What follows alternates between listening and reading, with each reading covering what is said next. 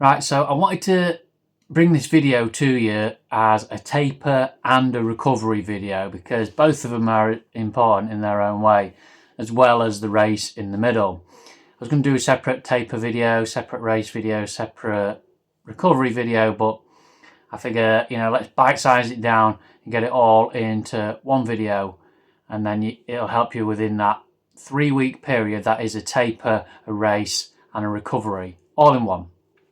All right, so first off, you taper week from your training plan, whatever training plan it is that you've been doing, you should have some sort of taper week. All right, and over the years I've dabbled with tapers, gone from just keeping the intensity high all the way through to race day to basically taking it off altogether and not doing anything for the last week up to race day, to where I have settled now. And where I have settled now is probably the best way to do it, and I'd recommend it for anybody looking to do a taper, is to still get out there, still do your exercises, still keep swimming, running, biking, whatever it is that you're doing. Even if you're doing some strength training leading up to a particular event, then I would still recommend you go to the gym, still do your routines, but just take off all of the intensity. Okay, so you're going out there, you're doing your runs, swims, bikes, and you're doing gym work, but you're not doing any intensity at all. Just basically going through the motions, even less than zone 2 training. Just go out there, lace up those trainers, jump onto your bike, put your wetsuit on, get out there and do the exercise. Doesn't matter how far, obviously don't go too far. What I mean is, if you've been doing, let's say, 20 hours per week of training in your training plan, then don't go mad doing more than 20 hours.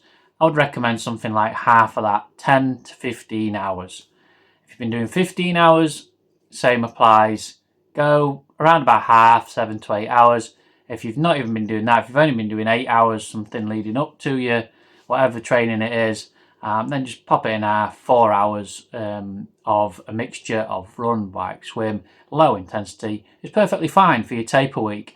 You'll probably find then that you reach race day fully ready to go, wanting to race, wanting to jump on your bike, wanting to lace up your trainers. Like I say, even if you're strength training in the gym, wanting to perform, wanting to bust out those high intensity exercises. So that's how to taper. And then becomes race day, and the proof is in the pudding. How well you've been training, how well you've done your taper, all the proof is in the pudding. So let's have a look.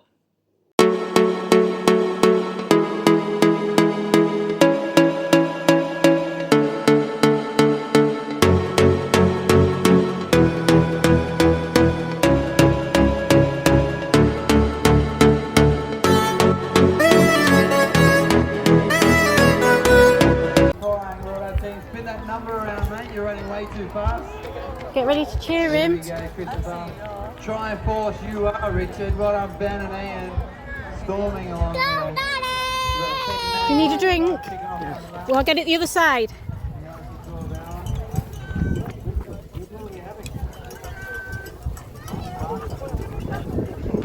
Go, Matthew! You are, Rob. Swim as fast as speed.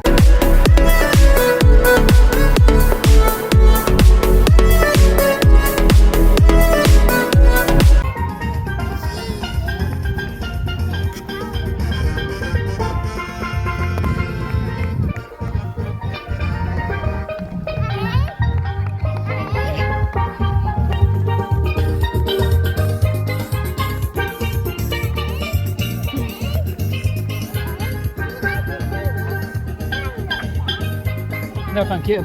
Keep going, babe. Dig deep, dig deep.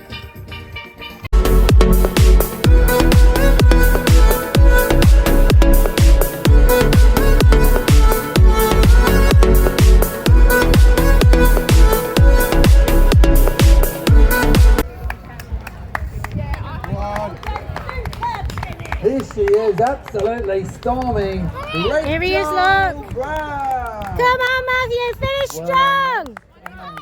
Come on. Go, boys, go. Let's go. Go, Harry. Yes, Matthew, yes. Good job. That's Ben Club. Get him across the line. What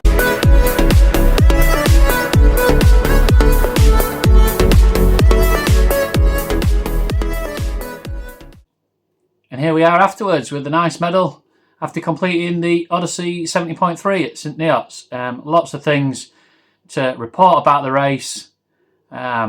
Mainly the outstanding thing was that the bike course needs a revision throughout. Some of the roads were perfectly fine.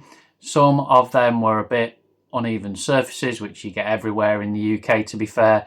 But the biggest thing was coming back into town. We sort of left town at the north end, but then when we come back into town, we come back into town at the south end and had to make our way through town, through all the busy traffic, through all the cars on a Saturday morning with all the traffic going into town, and it wasn't racing at the end of the day. We was just having to weave our way through cars the best I could. Some people obviously taking more chances than others, and car drivers don't like us cyclists at the best of times, so that wasn't very good. We were certainly not in the tri-bars, more on the brakes than tri-bars coming back through town, so it wasn't a very good bike course.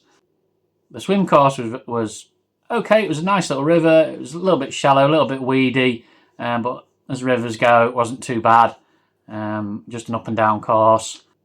On the run course, a lot of it was single track, so you had to keep shouting at people if you wanted to go past, or just be aware of dog walkers and general public about. It was very, very hot with just the one aid station halfway around, which didn't help. I think they could have put on a couple more aid stations for the heat of the day, but like I say, maybe it's something for them to revise in the future. As it turned out, I finished third in my age group, so it wasn't too bad a day. So yeah, that was the racing. Yeah, so let's talk recovery, okay?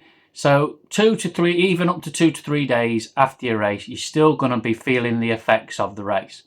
You're still going to be feeling it in your muscles. Your body is still going to be in recovery mode. So don't think you can go out and just do your normal training 2 to 3 days afterwards. I will quite often give myself 5-6 days straight off after a race. Just let the body fully recover.